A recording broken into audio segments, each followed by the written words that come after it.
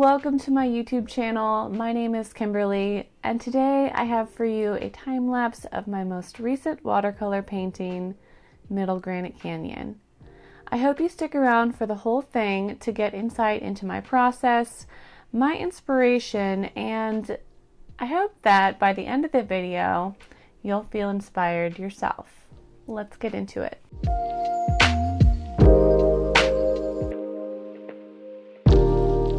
First off, I want to tell you about the location of this painting. And if you don't know, for every painting that I create, almost always I'm painting from somewhere that I have been, either hiking or backpacking. I take pictures along the trail and then I paint them in my home studio in Ohio. This painting is from a place called Middle Granite Canyon, and it is an area that we camped when we were backpacking the Teton Crest Trail this summer. This is a trail that goes behind the Grand Tetons in Grand Teton National Park. Part of the trail is in the national park, in the bounds of the national park, and part of it is not. It's in different national forests and other public lands. So this spot is where we camped on our first night there, and it had rained that night. So when we woke up in the morning, it was foggy and cloudy and really lovely. The sky was just starting to get light here, and there was fog rolling in over the hills, and I just thought it was really pretty. The rest of the trip was just beautifully sunny and the perfect temperature.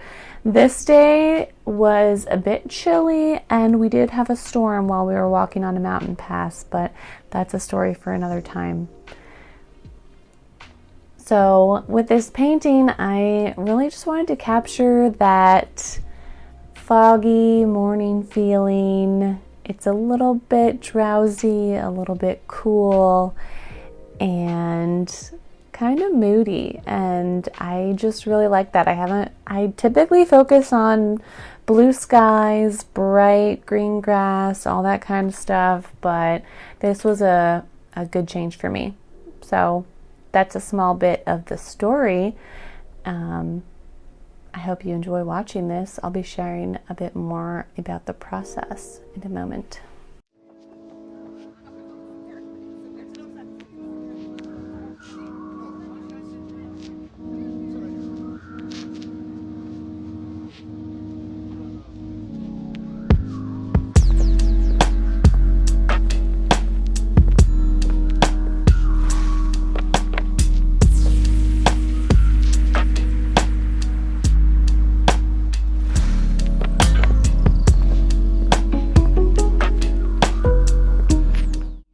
When I laid this painting out in pencil, I drew the trees a little bit more detailed than I should have probably, but in my head I knew pretty well that those lines were not going to be there in the end, or they were not going to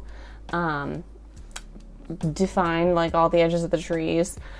Though they don't come through in the final painting, it's good to have them there because they serve as a guide, and it helps me figure out that shading. Even though it is softer and it kind of covers up a lot of those lines, it's still a nice guide to have there underneath the paint.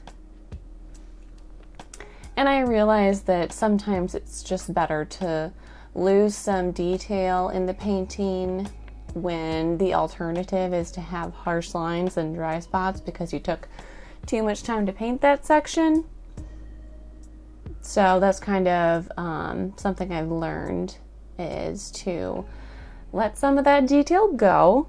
It's okay. It's okay to let it be a little bit looser to get more of a feeling of that scene rather than an exact depiction, because that's what photographs are for.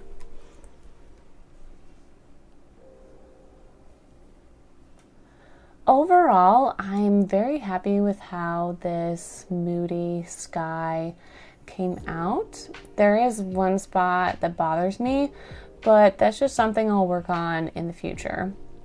That little spot kind of in the center, it's a lower cloud and it's a little bit darker than the background sky. It just was a little bit too harsh, and I should have been working wet on wet with that, and I worked on it a little bit with dry on dry. Well, slightly wet brush, and I should have had a wet background, but that's just something I'll work on in the future. I take my mess ups as lessons for future paintings. I think that's why I improve a lot faster when I'm painting more, because, well, I just screw up more and those are lessons learned. And typically I take that and do better in the next painting because I know what not to do. Sky scenes are still difficult for me, and I have been focusing a lot of energy on getting skies right in my recent paintings because that's a goal of mine to improve there.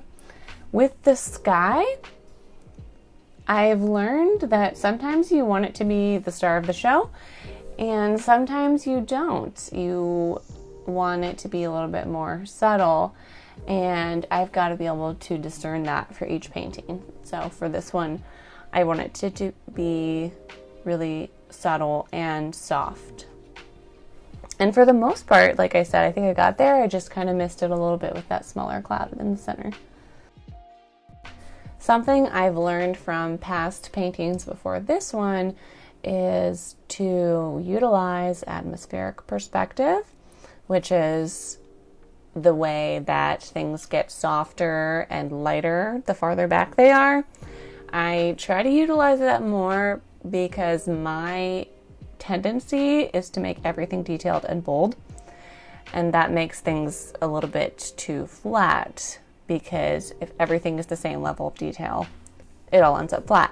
So that hill on the right side behind the trees, it's kind of in the middle ground, that spot I definitely had to consider and hold back from making too dark or detailed. I did not put a lot of detail in there. I kept it pretty simple so that it would appear to be farther away.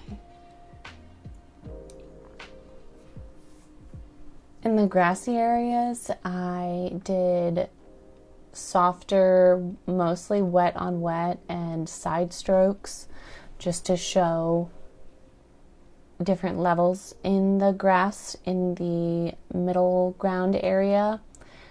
And in the foreground of the grassy slope, I used some softer strokes near to the top of the hill in the back, and in the front I used upward strokes to show the individual grass blades and some of the flowers. So that helped to create some depth there.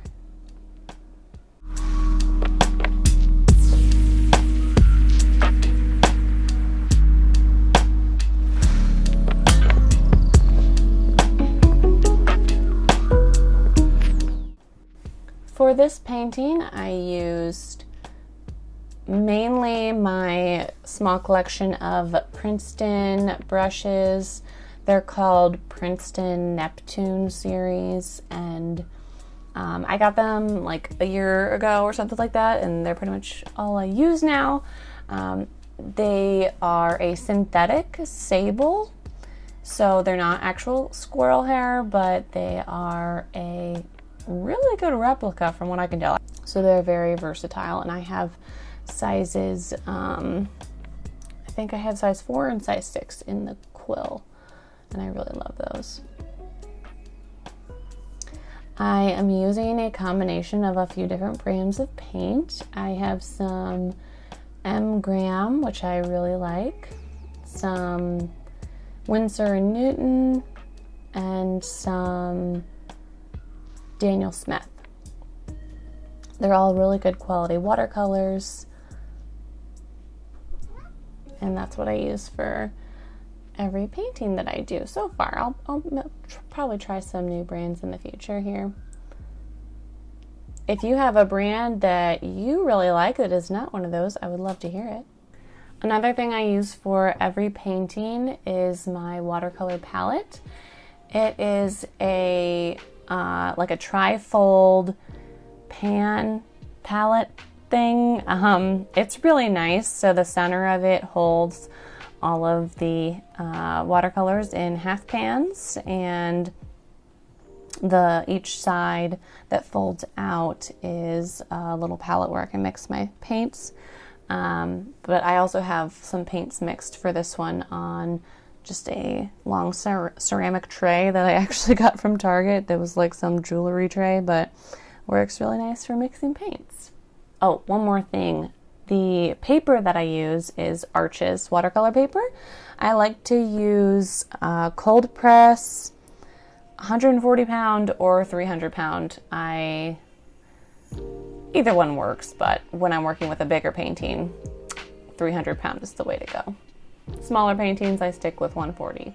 And most of the things I've mentioned here, or I think actually all of them, you can find on my kit page, and that's just a place where I have links to these products that you can shop directly through those. And those are affiliate links to mostly Amazon, and I think I have some links to Blick on there as well.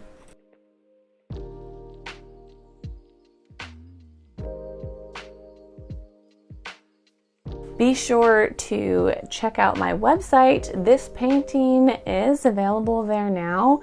Right when I post this video, it will be available in its original form, and then later on I will be adding it to my shop as a fine art print. I am not exactly sure when that will be. I'm currently just working on a bunch of paintings at once, and then I'll be adding the prints all at once later on to be available for anyone who wants them. So be sure to check out my website. I have lots of cool things on there, like stickers, paintings, prints. In the fall here, I'm going to be having notebooks and my first ever wall calendar for 2022, which I am super excited about. Thank you so much for watching this video today. Thank you for supporting my channel. I really hope that you'll subscribe, but not only that you'll check back for my next videos. I'm trying really hard to record every painting and upload them every week or every other week. So I would just feel really, really grateful if you would just support my channel. I'm just starting out. If you would subscribe, comment, you know, all that good stuff. Share it with your friends. Thank you so much, guys. I hope that you have a wonderful day, a blessed day, and I'll see you next time.